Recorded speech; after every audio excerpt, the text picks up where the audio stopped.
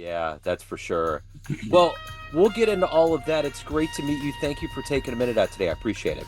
You bet. I'm happy to do it. I appreciate your time. You bet. So let's begin our journey here into your life by asking you. I know we're getting into COVID fatigue here, but it was quite a moment for all of us to survive this pandemic. How did you get through that time period, and how has it changed the way that you do things now? Well, I personally, I'm one of the quote ones that it didn't affect me in any kind of way that other than what government and the rest of the world did, that I am affected by their actions. So I did not take a shot. I really strongly against it. I'm also strongly of the opinion that if you think you should, make that decision, and live with it, and that's okay. I've got a couple of family members that took it. Everybody else did not. But in Oklahoma, we were fortunate we didn't have the crackdown on, human activity like other areas did. Yeah. So we had a little bit of that. It caused things to be altered, but not ultimately changed. So we had it pretty good in Oklahoma, I think. Yeah.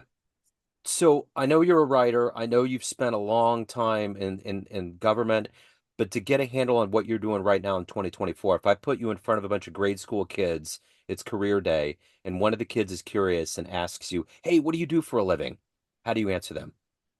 Well, I never intended to make politics a long time career or even a career at all. But you know how that goes. People end up running for office, and that's a longer story. But I ran in 84, lost like many people do. I won the next time, 86, and served 12 years to 98. Well, the bombing happened in 95, and a lot of people, I got it highly involved in that.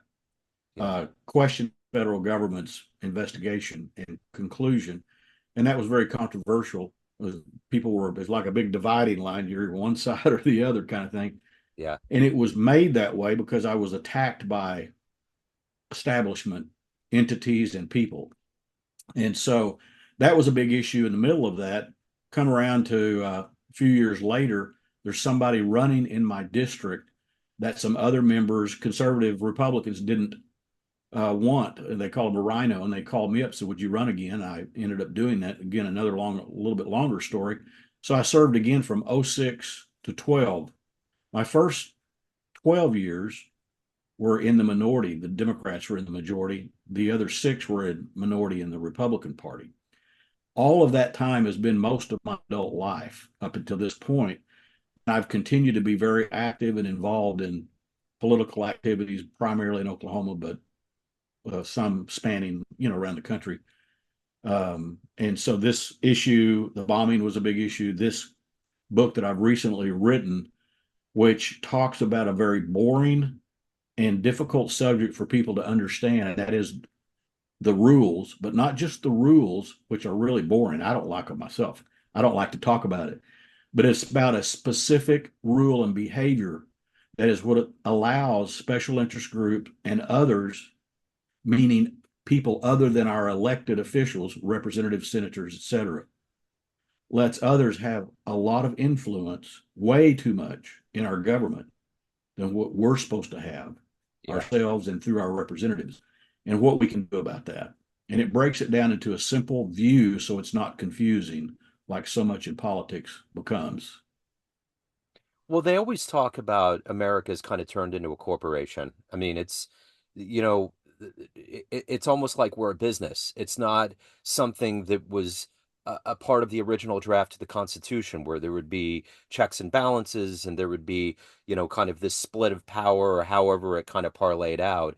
Is that a little bit of what you're talking about with special interests, that we've let these things seep into our government that's just kind of not true representation of what we're doing? Well, yeah, it's if we look back a couple of hundred years, you could make some comparisons and analogies. What we've had it happen in a way, one way I would explain it is the evolution, the growth of the country in general and their government. In response to that, there's a lot more money flowing around that. So there's going to be more parties and entities, individuals and entities that are going to come and try to have influence over that. Some for a defensive measure, some with altruistic motivations, but many without altruistic motivations, wanting to accomplish something that the big whole necessarily wouldn't want or wouldn't be good for them.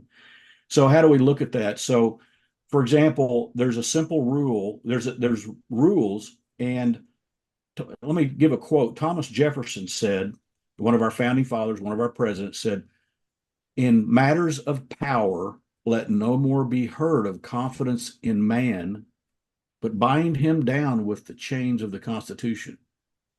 In matters of power, let no more be heard of confidence in man, but bind him down with the chains of the Constitution. That's just saying we've got rules. Those in government are going to have rules to go by, and we've got to make sure that they hold fast to those rules, that they're bound to those rules and they live up to them. And that's where this really gets to, is we failed to do that. So to again simplify what the book is about, it's called Stolen Government. It's about 100 pages long. It's an easy read.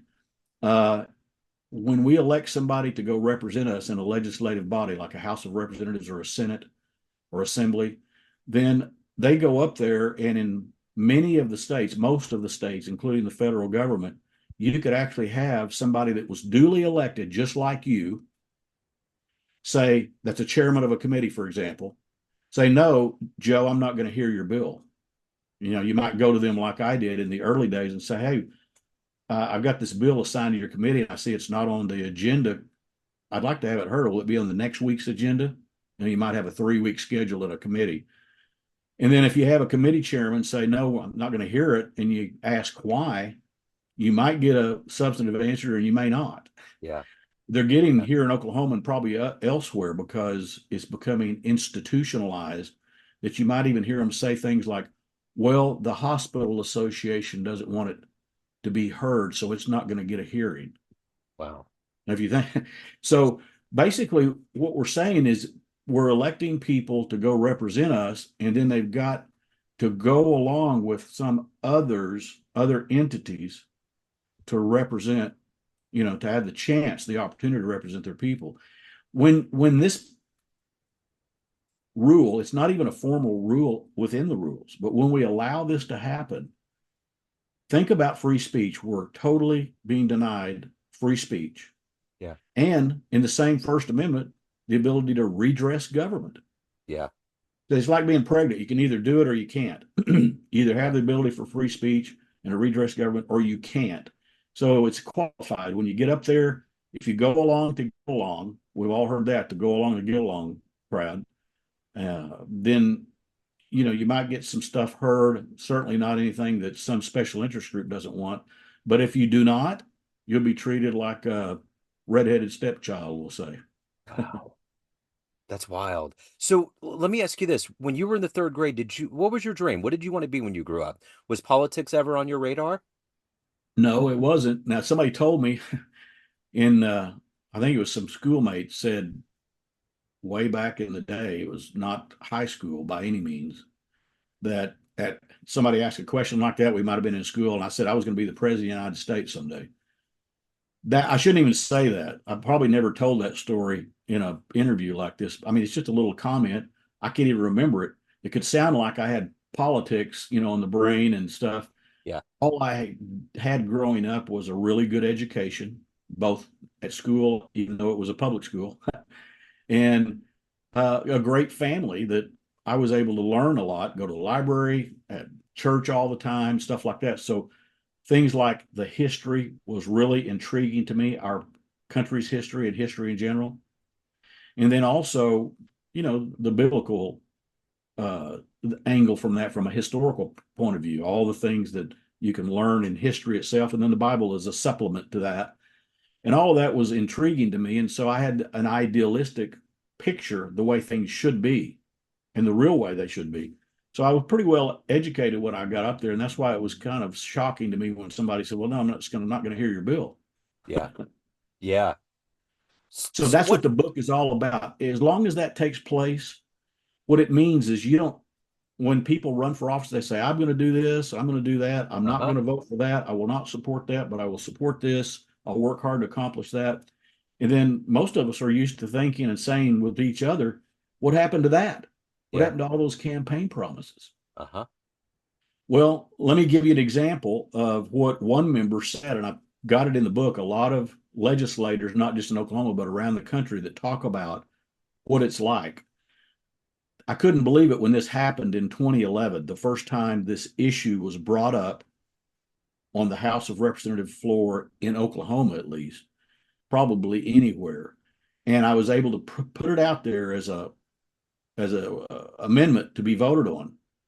And so they couldn't stop it because there's a reason behind that. It was the first day of session of a 2-year cycle. That's when you take up the rules. You have to actually take the rules in your possession when that every 2 years. It's not just a free flowing thing. Yeah. And so we had this debated on the floor, and one of the establishment leadership members that got up to debate against this amendment that simply said you can no longer deny a member the right to have his bill heard and voted on in committee and on the floor if they request it. And so this member is debating against that. And he said, a good old country boy from Oklahoma, he said, we got a lot of constituents that come to us and they say, why don't you file a bill to do this or that, or, this problem needs to be addressed. And we don't like it. It's a dumb idea, but you don't want to tell your constituent that. So we need these committee chairmen so that when we come up here and get elected, when we have a bill like that, we can look at that committee chairman, talk to him and say, I don't really want this bill, but constituent wanted. I think it's a dumb idea. And if you just wouldn't hear it, then I could tell him. I tried to get it heard, but that committee chairman just wouldn't hear it. And comma, you guys and you gals that are here, elected officials, elected to the House of Representatives and Senate, you need us. You need to let us do this to protect you. So if you think about that, Yeah. he's talking about just flat out lying to the constituent. Yeah. And that's not unusual. Yeah. It's not unusual. It's unusual to hear people say it openly, Yeah. but there's more and more of that, and there's a lot more of it than what people think. Somebody could go to the Oklahoma House of Representatives website right now, go to the video section, go to the first day of February 2011, and they could watch that debate and hear that person and other persons talk about why the constituents' representatives that they send up there shouldn't be allowed to have free the free reign of the First Amendment like we talk about all the time. That's wild. Well, I think we all as citizens understand that there's a lot that's going on that's not okay. And historically, Congress has gotten really low marks and people have been disenfranchised. So, but I don't know that people know the out and out truth of what you're talking about. So it's good that it's getting put out there. So, waking up every day and doing what you've done, representing the people, going into the lion's den, so to speak. Who's been that hero for you that's propelled you to have such a long political career and to achieve as much as you have? Well, probably, I mean, if I had to pick one person throughout history, it'd be Jesus. But as far as politics go, it would probably be Thomas Jefferson and some other founding fathers. Yeah. But in our modern times, Ron Paul, frankly, was a real inspiration for me because he was somebody that got elected and he didn't compromise his principles. And he tried to do through both speaking and doing, promoting these concepts that we really have forgotten and don't get taught either at all or very well in our public school systems anymore. So, the Jefferson bind, let no more be heard of confidence in man. When we think about what we hear ourselves say, and so many that are promoting or putting down some politician, but especially in the promotion side, oh, well, they're so brilliant. I laugh almost every time I hear that. They're brilliant. Well, okay, that's okay. I'm not jealous or envious necessarily, but back to Jefferson, in matters of power, let no more be heard of confidence in man. This guy is so brilliant, he needs to run the country. And parenthetically, sometimes that's almost like, without any rules, just do whatever he thinks is right. Yeah. Right. I don't think that's a good idea. We've I don't experienced that. I don't either. I don't either. It's like a dictatorship. So let me ask you this. What was the ultimate moment that made you run for political office? Because you said that that was something that wasn't on your radar. And what kept you in the game for so long? Well, it was just there's a lot of things we all do in life we feel like we're compelled to do. Yeah. So that was kind of at the bottom line, at the core of it. But I think really the answer is in my 20s, as I matured more and started looking at other things in life. Um, I think I was 28 when, how old was I? Yeah, 26 when in 1980 when Reagan ran for president, and he was real inspiring to me. To me it was like that makes sense, which is just get it down to a limited government, follow the Constitution, civil liberties, or if you want to call them God-given rights, your choice of how you want to look at it. But that was real inspiring. And then I believe it was the next 2 year cycle had a candidate running for office, a guy that was actually in the state Senate, happened to knock on the door when I was home. We had a great conversation, talked. He recruited me to come and help him in his campaign. And then the party kind of had me on their radar. So they asked me to be a precinct chairman and then do that and then run for office. And that's kind of the way it turned out. What was one of the most hard-fought pieces of legislation that you were championing that actually went through that taught you the most about being in a government position and representing the people? Well, this issue, this one. Yeah, And there's a second one that was called the 10th Amendment Resolution. And it was actually not created by myself. It was created by a state senator out of Colorado, probably like in the 80s, early to middle 80s. And a lot of other legislators duplicated that in their own legislatures. So this rule is the most important to me because, and I was able to fight for many years and finally get a hearing, and they had to cheat on the final vote to stop it from winning. I'll tell that story real quick. So sure. we get up. I just referred to the person that debated, said we need the committee chairman to kind of do the wink and nod. Yeah, we won't hear this bill and blame it on me. Um, we get up there, and amendment is the first day of a legislative session, which legislative session is 2 years. And we get so used to voting, we think that it's a perpetual thing that just keeps going. Technically, it dies in 2 years. We elect more people, they come in and take their place, and it has to start anew. So on the first day of session, it will acquire rules. It makes sense to take the rules from the previous Yeah.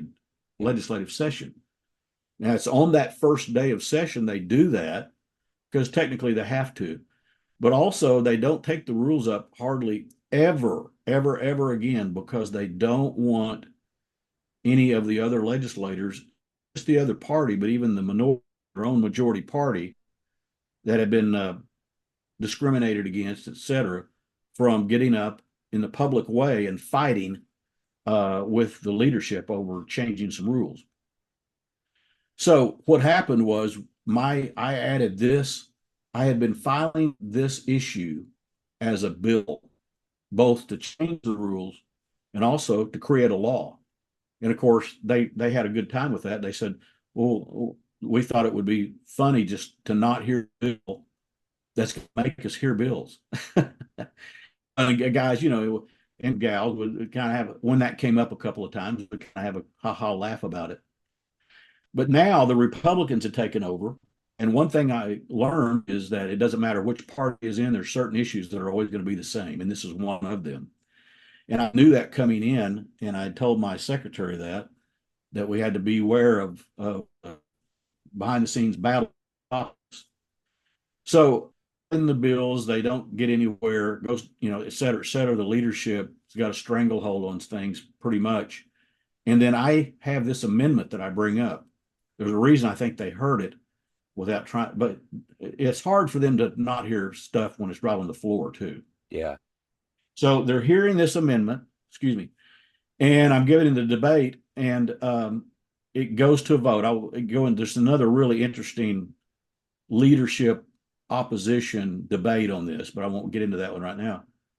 So we have the vote, and I'm standing. I give the final debate because I'm the author, and the vote goes up. Boom, boom, boom. There it goes. Yeses and nos, and it goes to our favor, 53 to 46. And we're sitting there, a lot of us talking to each other. There's probably 3 minutes go by, 2, 3 minutes. There's a rule that determines if the clock can stay open and when it has to be closed on the voting on not only a bill, but on any issue. So you just can't leave it open forever. Sure. So this is an example of how they violate the rules of their own rules. So we're sitting there. It's at 53 in favor, 46 against. There's 101 members in that body. And so we're sitting here talking among ourselves and we're saying, hey, we just might win this thing, but we know the tricks that they have. And then they sent 2 or 3 whips down the aisles to talk to members, particularly freshmen, newly elected members. That's their first day of session. And they told them things like, hey, this is a vote. They were voting in favor of the amendment. This is a bad vote for you. The leadership, the speaker, not going to like this. You're going to have a hard time getting stuff done. You need to get on board, whatever the other words were that they used. And so 53 goes boop, boop, boop, back the other way. And it actually turned back to 46 in favor of 53 against because they Wow. changed that many votes. And we were watching it happen, and we've seen it happen before. It only happens on controversial stuff that somebody wants to control or kill or something like that. And so usually a member will raise his hand and yell out and say, objection, Mr. Speaker, it's past time for vote close, da, da, da, whatever the case may be. And so I did that. Some others did it. But then the vote changed over. And as soon as it gets in their favor, they go boom with the hammer, Wow. hammer it down, and it's done. Well, that's how things really work. That's not to say that happens every day, all the Sure. time. But the power behind is controlling things. And that's not just those members that happen to be leadership, it's the moneyed interest behind them. Special interest groups and large donors. And we probably have time to tell some stories. I can tell a couple that'll demonstrate this some more, but I'll take a breath here in just Sure. a second. The you know it's large donors and special interest groups that are influencing them because they give so much money, not just into their campaign pack, but those leadership, and anybody can do this. They go out and they create other packs. That's where all this money and a lot of the stuff that gets generally referred to as dark money comes from. Yeah. And then those special interest and large donors can dump money into all those multiple packs. Then, if I'm doing that, if I've got one pack for my campaign account, I can give money to you if you're running for office legally in Oklahoma, probably most places. But if I have 5 packs that I have influence over, then I could give you 5 times as much money from that I am responsible for giving to you. And most people feel holden to that person that just that money. Of course. So you got the special interest groups, the large donors, and the people that get into the leadership that want to keep the status quo and keep the ball rolling like it has been, that are really dupes to those large donor interests that are keeping this thing going. Wow. So I'm curious of everything that you've done in your life up to this point, what are you the proudest of? Well, probably just that's a good question. You mean politically or just period? Just period. My kids Yeah. and grandkids and my family. Yeah. That's what matters to me more than anything else. That's the only reason I'm doing this. I'm 70 years old. I still got the desire and fire for it, and I feel compelled to do what I'm doing. But trust me, every day I have the thoughts that how long am I going to keep putting up with this kind of baloney? But we've got to we you can't. It's just like the old saying: freedom is not free. You've got to do something to Yeah. have it, Yeah. and so that's what drives me. So at the end of the day, everyone has a perception of you. There's all these people that know you, family, friends, constituents, the public, but you run the show. What's your perception of you? Who do you think you are?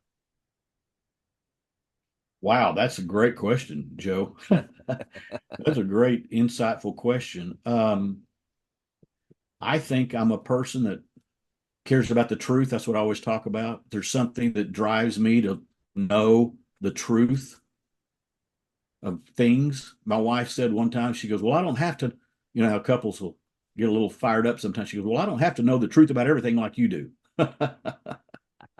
And we laughed about it, but it draws the point. I'm driven to find the truth. And so that really is ultimately who I am. But uh, I have a lot of interest and I pursue lots of subject matter. And our kids, my wife is actually a lot like that. We have different interests, but we're very big readers and researchers. And our kids have picked up that too. So they're very well informed about a lot of things. Yeah. So we've scratched the surface. If anyone wants to pick up your book, they want to reach out, learn more about all of the great work that you've done as a public servant, where can they go? They could go to Amazon. Let me just grab a copy of the book real quick. Sure. Yes, sir.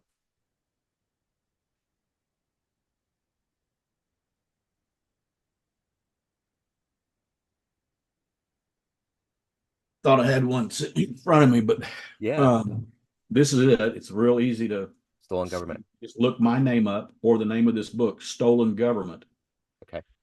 And because of this, the way this operates in most states and at the federal level, there's also, people need to think about this. There is not a record of a vote on important key issues because it doesn't ever occur.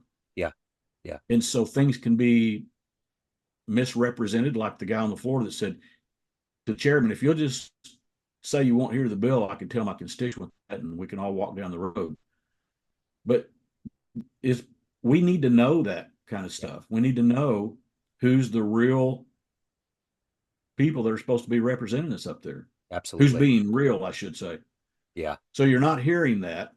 And then when I started finally getting some good publicity, the subtitle up here says "Too Few in Control of Too Much." It was a headline by the Tulsa World. After doing this for a number of years, going back quite a ways, I started getting good publicity from press, and that was a really good article and a great headline. And that's the bottom line. And we know at the federal level, in spades, we got that problem. There's too few in control of too much, and big interest behind them that are influencing them way too much. Well, People can go to Amazon and get it. It's going to be available in Audible soon. It's there in Kindle and a hard copy and a soft cover also. Charles, thank you for standing up for the truths. Thank you for the stories that you're putting out there and for your time today. It's wonderful. I love this. This is such a needed um, outlet that people need to understand what's going on. So thank you, sir. Thank you for doing this, and thank you for your time. Thank you for having me. I've enjoyed it. Yes, sir. Me too. Send my love to Oklahoma City. I love it down there. I hope to get back soon. If you do, give me a shout. We may get a cup of coffee or a bite to eat or something. I'd love to. Absolutely All would right. love to. Thank you, Sounds sir. great. Thank you. Take care.